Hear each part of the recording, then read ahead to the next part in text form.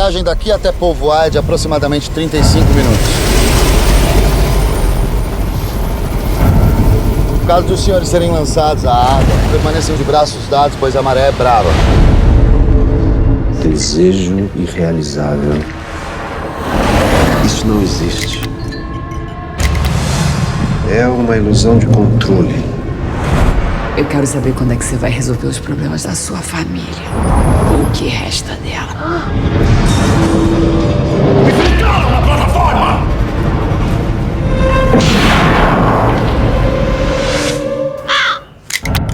O olho tem uma superioridade sobre a faca.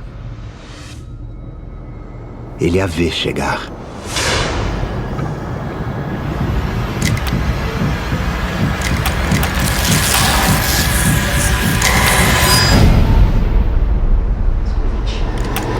Eu não lembro bem como é que começou. Acho que o Paulo Sacramento me ligou, disse: "Ó, tem um filme para você fazer".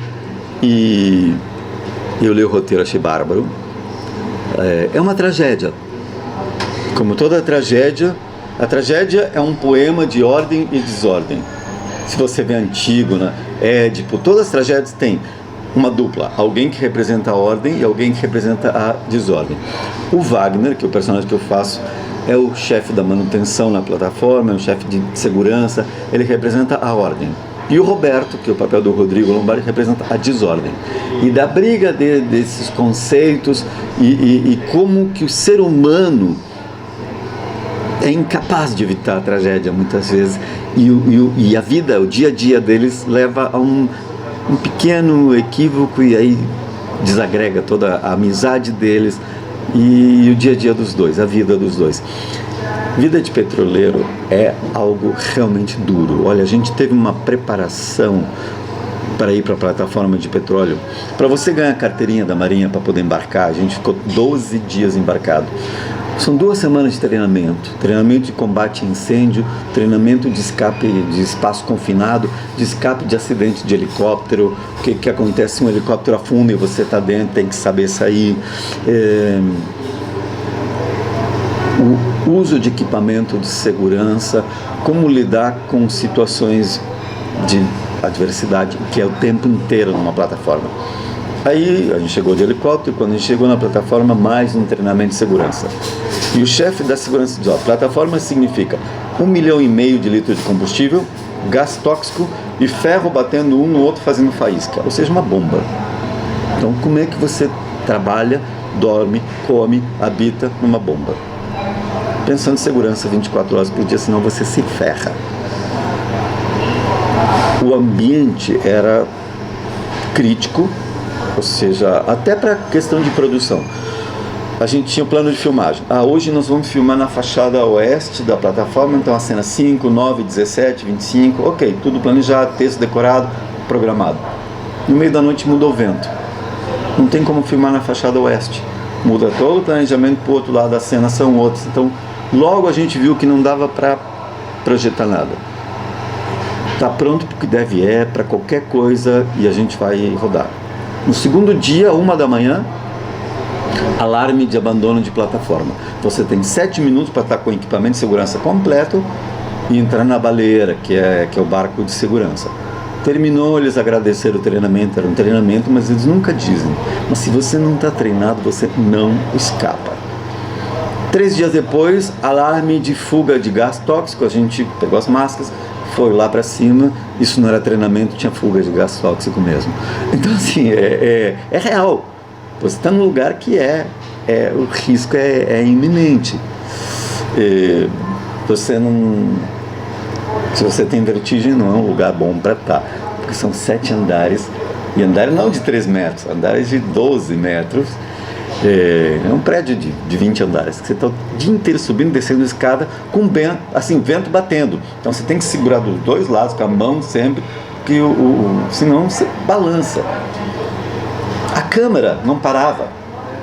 Tinha momentos que não dava para filmar, tinha que filmar com Steadicam, segurando, porque o vento balançava o tripé da câmera. 12 dias com a cama balançando. O barulho da perfuração o tempo inteiro. Sai petróleo dia e noite. Então assim, o ambiente dizia muito pra gente. Então isso foi pautando o tempo inteiro o filme. Realmente a gente sabe quando você atua que vamos fazer como se, não é como se, o fato está acontecendo aqui, é real, o risco é real, o vento é real, as baleias pulando o tempo inteiro, o barulho, a pressão, o risco, o cuidado, isso é real. Então foi uma experiência de vida muito interessante. Como é que foi essa preparação para chegar a essa naturalidade? Fátima Toledo, malandro.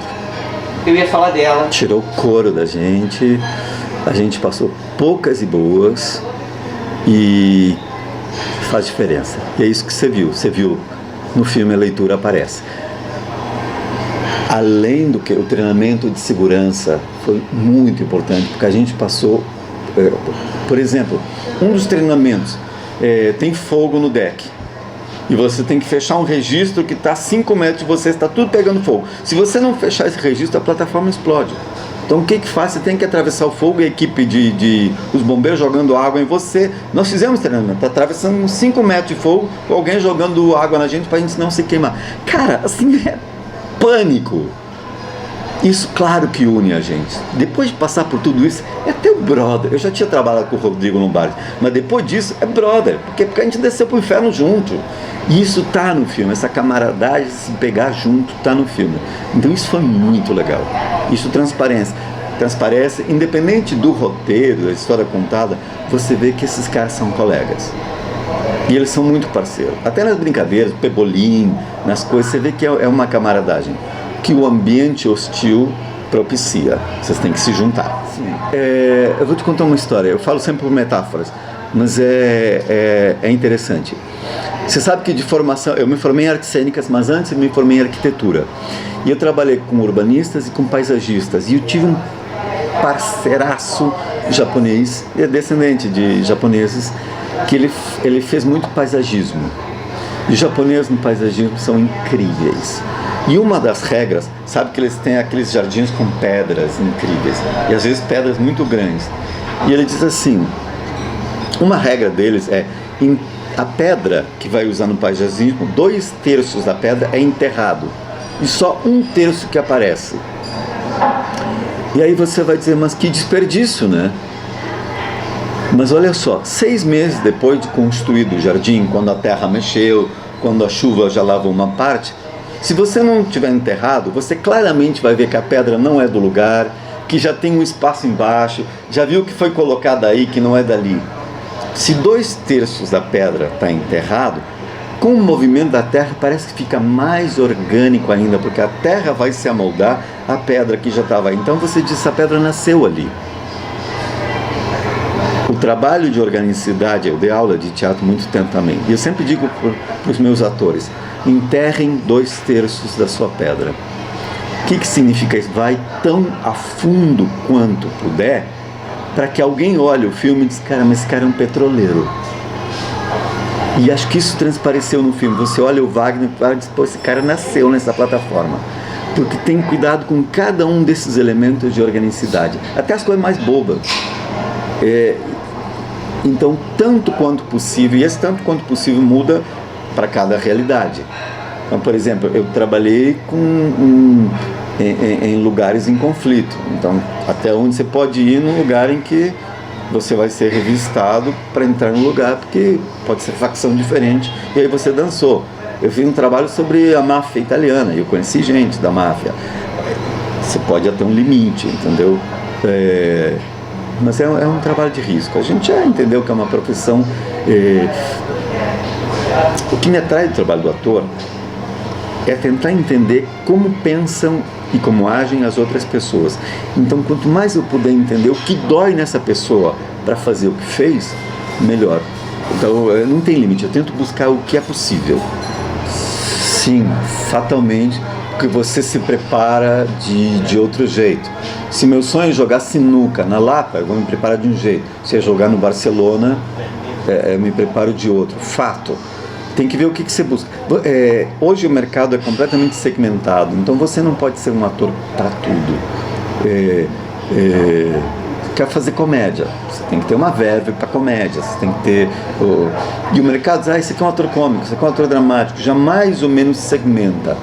Às vezes, temos surpresas incríveis. Sabe o ator que fez o Walter White do Breaking Bad? Ele é um cara de stand-up comedy. A última coisa que você pensa que esse cara é um humorista. E olha o trabalho insano, maluco, animal que esse cara faz. Então,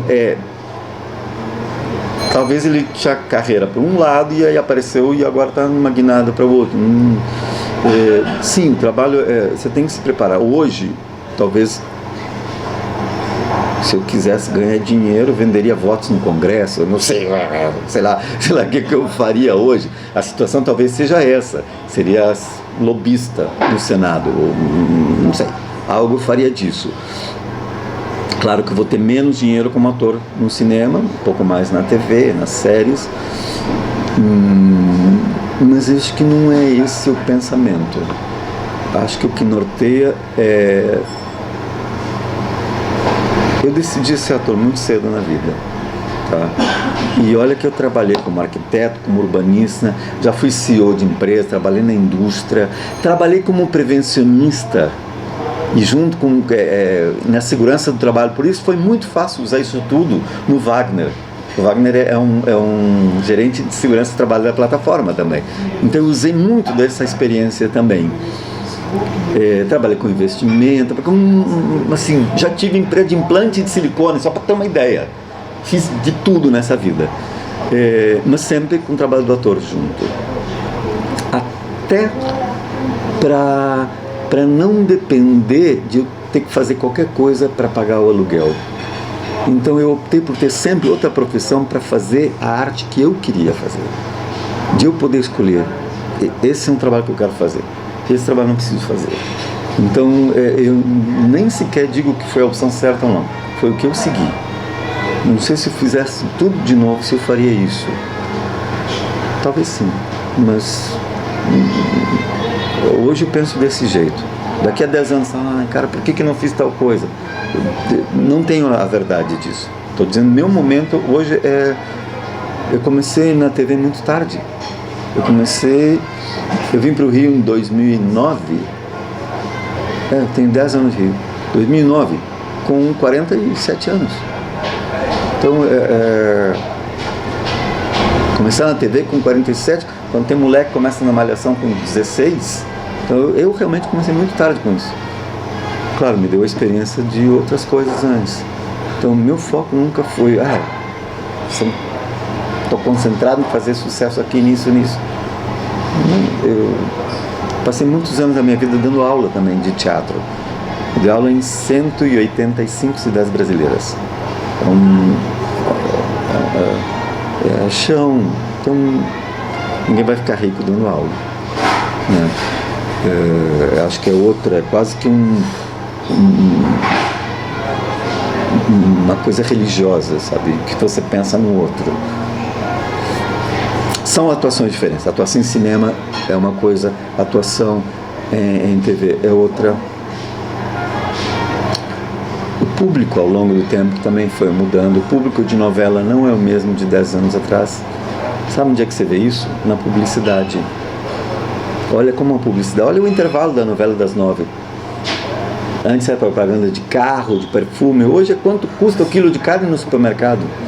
Então, o público que está interessado não é o mesmo que via publicidade de carro. Tudo isso também tem que ser...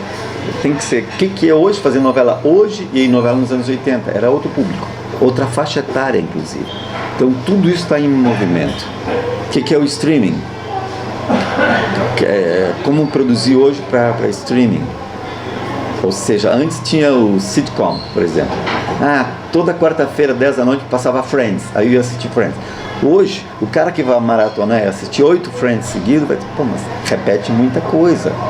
É que, claro, para ver uma vez por semana, mas para ver 5 seguidas, então a linguagem vai ter que se adaptar à maratona de ver. Está tudo em mudança.